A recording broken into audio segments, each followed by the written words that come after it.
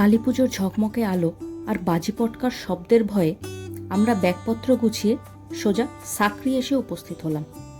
এটি ছিল আমাদের প্রথম ট্রেক। এবারের আমাদের গন্তব্য হরকিদুন। হর শব্দের অর্থ শিব এবং দুন শব্দের অর্থ উপত্যকা, তাই হরকিদুনকে শিবের উপত্যকা বা ভ্যালি অফ গডস বলা হয়। এই ট্রেকটি শুরু হয় তালুকা থেকে। সাকরি থেকে তালুকার দূরত্ব 12 কিমি। সেই পর্যন্ত ছোট গাড়ি যায়। গাড়ির ভেতরে জায়গা না পেয়ে আমরা গাড়ির মাথায় চেপে বসলাম। এবড়ো খেবড়ো পথ অতিক্রম করে কিছু সময়ের মধ্যেই আমরা তালুকা পৌঁছে গেলাম। তালুকাতে একটি দোকান থেকে কিছু খেয়ে এবং কিছু খাওয়ার ব্যাগে পুরে আমরা আমাদের ট্রেক শুরু করলাম। আমাদের আজকের গন্তব্য হলো পাওনিগড়াত। তালুকা থেকে পাওনিগড়াতের দূরত্ব 10 কিলোমিটার এবং পাওনিগড়াতের উচ্চতা 8280 ফিট। আমাদের 4 জনের ছোট্ট একটি টিম। সময়টা হেমন্তকাল, তাই চারিদিকের রোদ ঝলমলে পরিবেশ দেখে মন বেশ ফুরফুরে। গুটি গুটি পায়ে আমরা এগিয়ে চলেছি। ওই যে দূরে একদম সামনে দেখা যাচ্ছে সুরাজ ভাই। উনিই আমাদের গাইড এবং আমাদের বন্ধু। কিছুদিন আগে হওয়া ধসের কারণে রাস্তায় এখানে ওখানে পাথর পড়ে রয়েছে এবং পথও কিছুটা পরিবর্তন হয়েছে। এই ট্রেকটিতে আমাদের অনেকগুলি ব্রিজ পার করতে হয়েছে। এই যে একটি ব্রিজ, তবে এটি সুপিন নদীর ওপরের ব্রিজ নয়।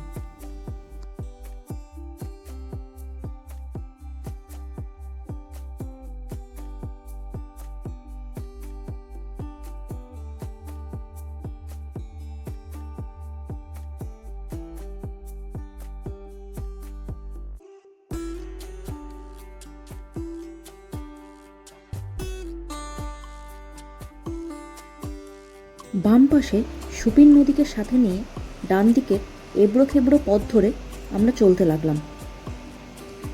নদীর বহমান ঝলমলে নীল জলের বয়ে চলার শব্দ কানে আসছে। খচ্চরের দল যখন পিঠে মালপত্র নিয়ে যাতায়াত করছে, তখন আমাদের পথ ছেড়ে পাহাড়ের গা ঘেঁষে দাঁড়াতে হচ্ছে, কারণ পথ এখানে খুবই সরু। আস্তে ধীরে চলতে চলতে আমরা প্রথম ম্যাগি পয়েন্টে এসে পৌঁছলাম।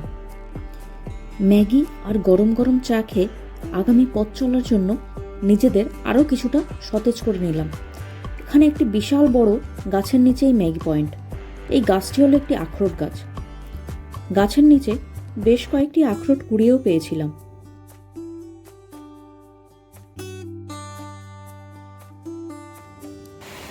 কিছু কিছু স্থানে ধসের জন্য পথের অবস্থা খুবই বেহাল। সেখানে খুব সাবধানতার সাথে রাস্তা পার করতে হচ্ছে।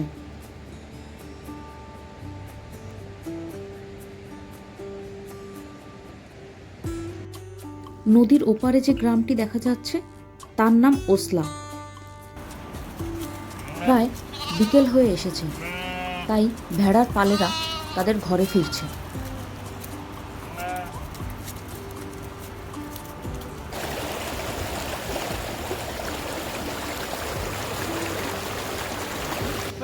ওই দূরের পাহাড়ের পেছনে সূর্য তখন অস্ত যাচ্ছে।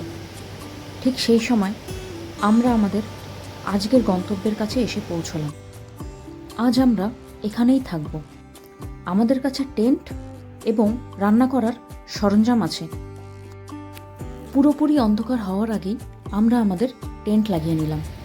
এরপরে আমরা রাতের রান্না চাপালাম, খিচুড়ি আর তালুকা থেকে ডিম সেদ্ধ সাথে এনেছিলাম। গরম গরম খিচুড়ি আর ডিম সেদ্ধ সহযোগে রাতের খাবার খেয়ে আমরা টেন্টের ভেতরে শুয়ে পড়লাম। পরের দিন সকাল। সময়টা হেমন্তকাল, তাই গাছের পাতায় রং ধরেছে আর ঝলমলে রোদ্দুরে সেগুলো সোনার বরণ ধারণ করেছে। কাল রাতে আমরা যেখানে টেন্ট পেতেছিলাম সেখানে রোদ্দুর আসতে দেরি হবে বুঝে আমরা সব জিনিসপত্র গুছিয়ে কিছুটা এগিয়ে এলাম। এইখানে এসে সব জিনিসপত্র রেখে ম্যাগি আর কফি প্রস্তুত করতে লেগে পড়লাম। এই স্থানটি সীমা নামক গ্রামের কাছে। খাওয়া দাওয়ার সাথে চলল এক ঝাঁক ফটোশ্যুট। সব শেষ করে ঝুলন্ত ব্রিজটি পার করে আমরা সামনের দিকে এগিয়ে চললাম। এখন সুপির নদী আমাদের ডান দিকে এবং অনেক নিচে। আমরা তখন তার তীব্র স্রোতের শব্দ শুনতে পাচ্ছি। নদীর ওপারেই পাইন আর আখরোট বন শেষ হয়েছে। এই পারে কোনো গাছ নেই, শুধু লম্বা লম্বা শুকনো ঘাস এবং কাটা ঝোপ। একটি ম্যাগি পয়েন্ট, কফি আর অমলেট খেয়ে একটা চড়াই উঠে এই খোলা প্রান্তরটি দেখতে পেলাম। আমরা আজকে এখানেই থাকব, তাই রোদ্দুর থাকতে থাকতে টেন্ট লাগানো শুরু করলাম। তখনও টেন্ট লাগাতে পারদর্শী হয়ে ওঠেনি। কাঁচা হাতে কোনো রকমে এদিক ওদিক করে টেন্ট লাগানো চলল। এটা একটি ভ্যালি, আর সারা ভ্যালি জুড়ে শুকনো ঘাসে ভরা। জায়গাটি অসম্ভব সুন্দর। ওই যে দূরে দুটি পাহাড়ের মাঝখান দিয়ে স্বর্গরোহিণী পিক স্পষ্টভাবে দৃশ্যমান, যার উচ্চতা ৬,২৫২ মিটার বা ২০,৫১২ ফুট। যুধিষ্ঠির নাকি এই স্বর্গরোহিণী পর্বতের মাধ্যমেই স্বর্গে প্রবেশ করেছিলেন। কিংবদন্তি অনুসারে এটি বিশ্বাস করা হয় যে স্বর্গরোহিণী হলো একমাত্র মাধ্যম যার সাহায্যে মৃত্যু ছাড়াই স্বর্গে পৌঁছানো যেতে পারে, এবং পাণ্ডবরা নাকি এই চূড়াকেই স্বর্গের সিঁড়ি বলে মনে করেছিলেন। সময়ের নিয়মে সূর্য অস্ত গেল এবং সাথে সাথেই খোলা প্রান্তর দিয়ে হু হু করে বাতাস বইতে শুরু করলো। টেন্টের সামনেই আমরা আগুন জ্বালিয়ে স্যুপ প্রস্তুত করে খেয়ে নিজেদের কিছুটা উষ্ণ রাখার চেষ্টা করলাম, এবং সাথে চলল গান, গল্প, আড্ডা। এই আগুনেই রাতের খাবার প্রস্তুত হলো। আমরা খেয়ে চটপট টেন্টে ঢুকে পড়লাম। সূর্যের কিরণ চোখে এসে পড়াতে ঘুম ভেঙে গেল। টেন্টের চেন খুলে বাইরে এসে দেখি তখন চারিদিকে ঝলমলে রোদ্দুরের বন্যা বয়ে যাচ্ছে। পাশেই থাকা একটি সরু জলের ধারাতে ব্রাশ করে মুখ ধুয়ে নিলাম। যে যার মতো আশপাশটা ঘুরে দেখে নিলাম।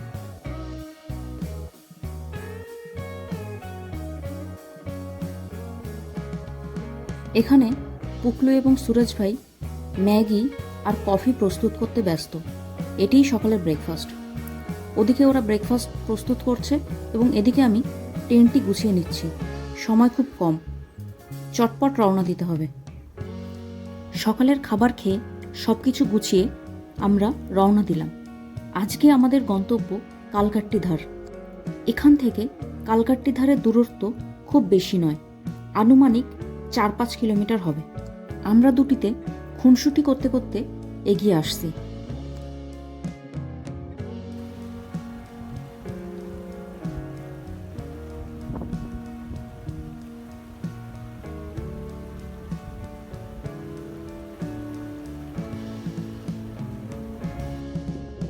চারিদিকের সৌন্দর্য দেখে মন ভরে উঠছে। মনের সব ক্লান্তি দূর হয়ে যাচ্ছে। অদ্ভুত এক নিস্তব্ধতার মধ্যে এই হাওয়ার শব্দ কানকে যেন শান্তি দেয়। এই শব্দ শোনার জন্যই বারবার ছুটে আসা। এ এক নিস্তব্ধতার শব্দ। পথের পাশেই এই ঝর্ণাটি চোখে পড়ল। টলটলে স্বচ্ছ জল। সবাই আজলা ভরে জল খেয়েছিলাম। অনেক ওপরের কোথার থেকে এই জল ঝরে পড়ছে তার সন্ধান আমরা পাইনি, করার চেষ্টাও করিনি।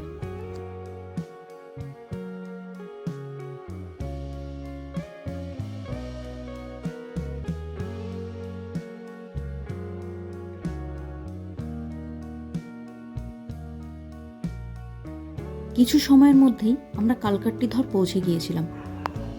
এসেই আগেভাগে টেন্টটি লাগিয়ে নিয়েছি। এটি লাগিয়ে নিলেই কাজ শেষ। এটি চমৎকার একটি তৃণভূমি, চারিদিকে পাইন গাছ ঘেরা। এখান থেকে মাউন্ট বন্দরপঞ্চের দুর্দান্ত প্যানোরামা ভিউ দেখা যায়। এছাড়া মাউন্ট ব্ল্যাক পিক এবং রুইনসারা রেঞ্জ সুস্পষ্টভাবে দৃশ্যমান।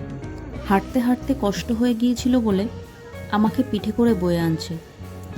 সে এক অসাধারণ অনুভূতি, সারা জীবন মনে থাকবে।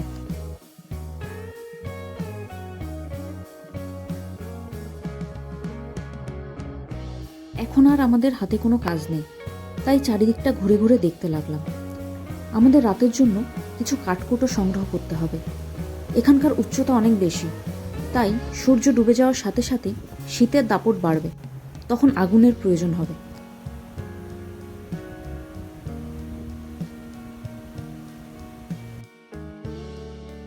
নদীটি অনেকটা নিচে, পুকলু সেখানে নেমে গিয়েছিল।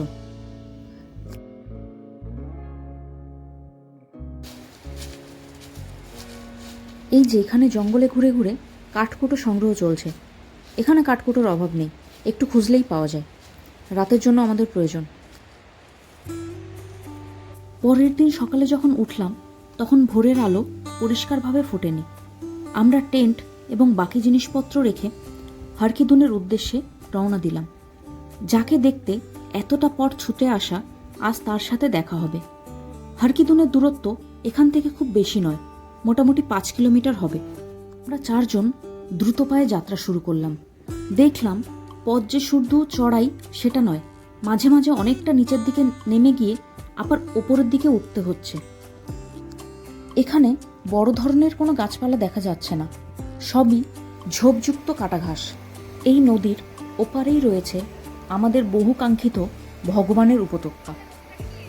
এই নদীর টলমল স্বচ্ছ জল দেখে নদীর সাথে কিছুটা সময় কাটানোর লোভ সংবরণ করতে পারলাম না। তাই বেশ খানিকটা সময় নদীর পাশে, নদীর সাথে বসে কাটালাম। হিমশীতল জল নিয়ে চলল খেলাধুলা। এই হলো হারকিদুন উপত্যকা। একে দেখতেই এত দূর ছুটে আসা, এবং সেই ছুটে আসা সার্থক। এরকম স্থানেই তো ভগবান শিবের বাস। এখানে গেলে সত্যিই ভগবান উপলব্ধি করা যায়।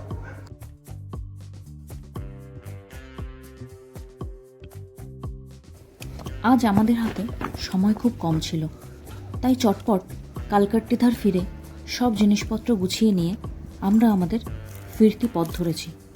ট্রেক থেকে ফেরার সময় মন বেশ ভারাক্রান্ত থাকে। এবারও তার অন্যথা হলো না। সূর্য ডোবার আগেই আমাদের ওসলা গ্রামে পৌঁছতে হবে, তাই চটপট পা চালাচ্ছি। হাতে বিশ্রাম নেওয়ার সময়টুকু পর্যন্ত নেই।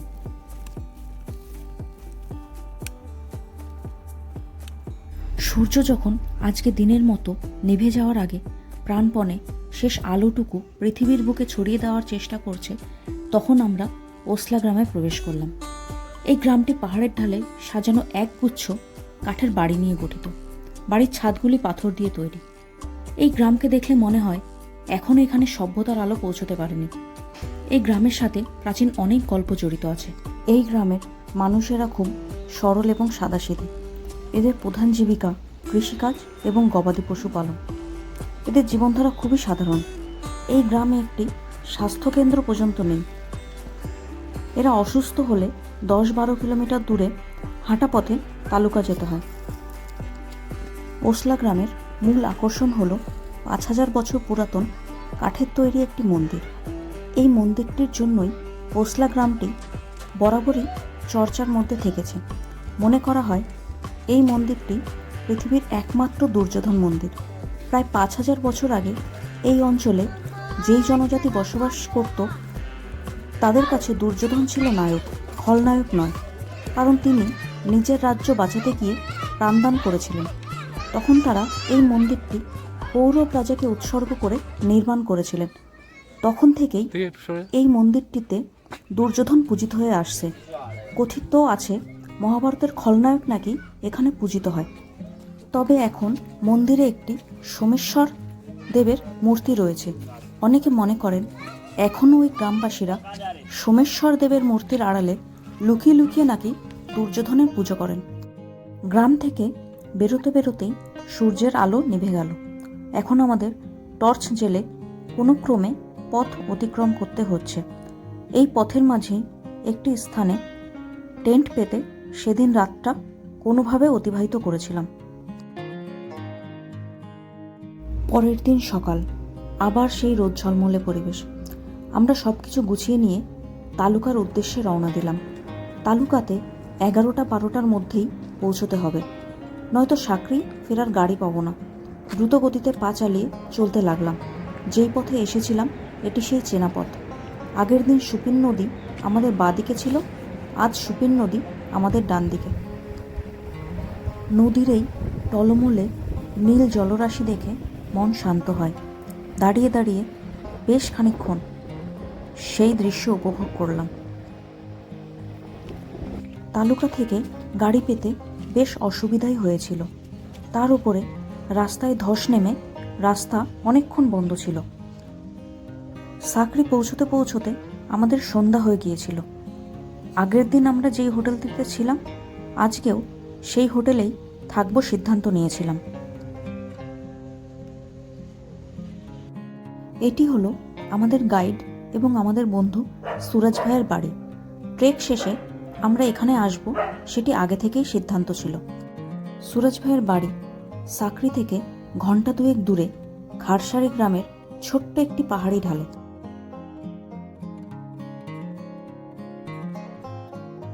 দুপুরের মিষ্টি রোদ্দুরের মধ্যে আমরা খারসারি গ্রাম ঘুরে দেখতে বেরিয়ে পড়লাম। এই গ্রামটি রৈখিক আকৃতির গ্রাম। রাস্তার পাশে পাহাড়ে ধাপ কেটে বাড়িগুলি তৈরি হয়েছে। আমরা নিস্তব্ধ পরিবেশে পিচ ঢালাই পথ ধরে অলস পায়ে হাঁটছি। মাঝে মাঝে অচেনা পাখির ডাক কানে ভেসে আসছে। পরিবেশ এতটাই নিস্তব্ধ যে গাছ থেকে পাতা খসে পড়ার শব্দ আমরা শুনতে পাচ্ছি। গ্রাম ঘোরা শেষ করে আমরা এসে পড়লাম সুরজ ভাইয়ের মায়ের রান্নাঘরে। এই মানুষটিকে দেখে একবারও মনে হচ্ছে না যে এনার কাছে আমরা অপরিচিত, বরং মনে হচ্ছে আমরা একে অপরের কাছে যুগ যুগান্তর ধরে পরিচিত। এনার আতিথেয়তা সারা জীবনেও ভোলার মতো নয়। আমরা এসেছি বলে এক ধরনের পিঠে তৈরি হচ্ছে তিল দিয়ে। বিভিন্ন ধরনের গল্প করতে করতে আমরা সেই পিঠে তৈরি হওয়া দেখছি। এই পিঠে তৈরি হওয়ার পরে গরম গরম ঘি দিয়ে খেতে দিয়েছিল। সময়টা সারা জীবন মনে থাকারই মতো।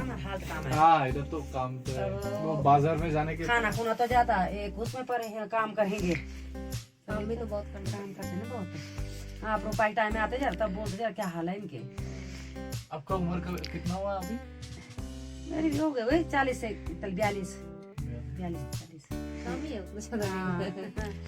এটি পরের দিন সকাল।